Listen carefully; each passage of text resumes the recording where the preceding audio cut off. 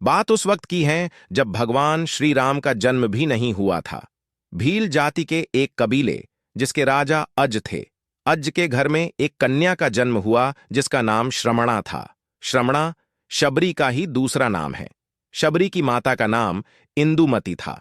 शबरी की जाति शबर थी, जो कि भील से संबंधित थी। शबरी बचपन में पक्षियों से अलौकिक बातें किया करती थीं, जो सभी के लिए आश्चर्य का विषय था।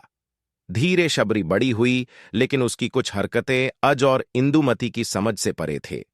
समय रहते शबरी के बारे में उसके माता पिता ने किसी ब्राह्मण से पूछा कि वह वैराग्य की बातें करती हैं।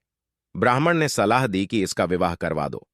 राजा अज और भील रानी इंदुमती ने शबरी के विवाह के लिए एक बाड़े में पशु पक्षियों को जमा कर दिए। फिर जब इंदुमती शबरी के बाल बना रही थीं तो शबरी ने पूछा कि मां, हमारे बाड़े में इतने पशु पक्षी क्यों हैं? तब इंदुमती बताती हैं, ये तुम्हारे विवाह की दावत के लिए हैं। तुम्हारे विवाह के दिन इन पशु पक्षियों का विशाल भोज तैयार किया जाएगा।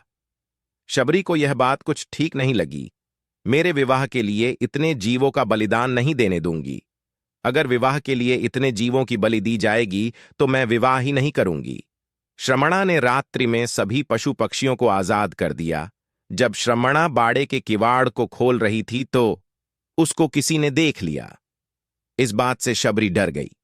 शबरी वहां से भाग निकली। शबरी भागते भागते अर्शिमुख पर्वत पर पहुंच गई, जहां पर 10,000 अर्शी रहते थे। शबरी को इस बात का अनुमान नहीं था कि वह निचली जाति की हैं और ऋषि उनको अपने आश्रम में स्थान नहीं देंगे।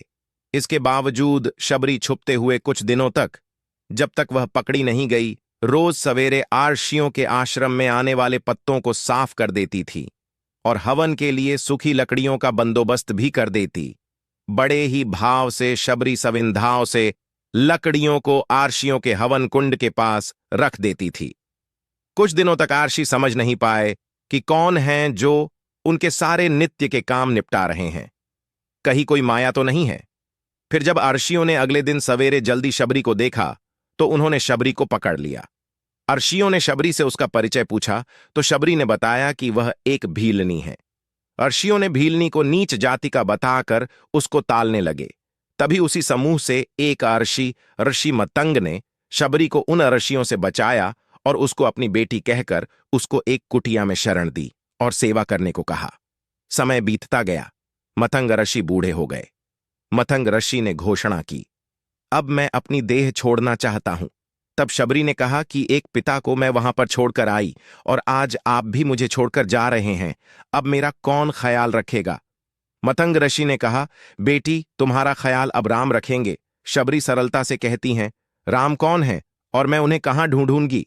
बेटी, राम स्वयं भगवान हैं। तुम्हें उनको खोजने की जरूरत नहीं है। वो स्वयं तुम्हारी कुटिया पर चलकर आएंगे।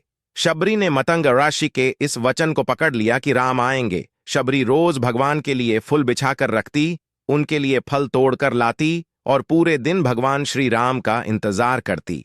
इंतजार करते करते शबरी बूढ़ी हो गई, लेकिन अब तक राम नहीं आए। फिर एक दिन आ ही गया जब शबरी के वर्षों का इंतजार खत्म होने वाला था। शबरी ने फूल बिछाकर रखे थे। आते जाते लोगों को मना कर रही थी कि इस फूल पर भगवान चलेंगे। शबरी श्री राम के लिए बेर तोड़कर लाई थी, यह निश्चित करने के लिए बेर मीठे हैं या खट्टे। शबरी ने बेर को छक छक कर उनको झूठे कर दिए। जब भगवान श्री राम आए तो शबरी एक पत्थर के आसन के पास बैठी थी। शबरी ने पहली नजर में भगवान को पहचान लिया। शबरी ने भगवान का खूब आदर सत्कार किया और उनको झूठे बेर खिलाए। इस प्रकार शबरी के वर्षों का इंतजार खत्म हुआ था और उसको भगवान श्री राम मिले थे। यह थी शबरी की कथा। अगर आप शबरी के पूर्व जन्म की कथा को जानना चाहते हैं तो बने रहिए इस वीडियो के साथ। शबरी अपने पूर्व जन्म में एक रानी थी, नाम परमहिसी रानी थी। एक बार कुंभ के मेले में परमहिसी रानी और राजा दोनों साथ में गए थे। राजा का वहां पर शिविर था। रानी को एक दिन अपने खिड़की से अर्शियों का समूह दिखा, जो कि हवन कर रहे थे और मंत्रों का उच्चारण कर रहे थे। रानी परमहिसी का मन भी उन अर्शियों के बीच में बैठने को कर रहा था। रानी ने राजा से आज्ञा मांगी, लेकिन राजा ने कहा कि आप रानी हैं, इस तरह आपको शोभा नहीं देता। आप उन अर्शियों के बीच में नहीं जा सकती हैं। परमहिसी रानी अपने कक्ष में जाकर रोने लगी। रात्रि को परमहिसी रानी अपने कक्ष से निकलकर त्रिवेणी तट पर गई। वहां गंगा मां से याचना करने लगी, हे माते, अगर मुझे दूसरा जन्म मिले तो रूपवान तथा रानी मत बनाना, अब मैं आप में समाना चाहती हूं। इतना कहकर परमहिसी रानी अपनी देह गंगा नदी में त्याग देती है और जल समाधि ले लेती है। इसी कारण अगले जन्म में शबरी रूपवान नहीं थी और नहीं कोई राजघर आने की।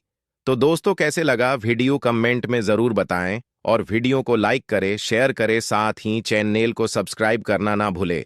धन्यवाद।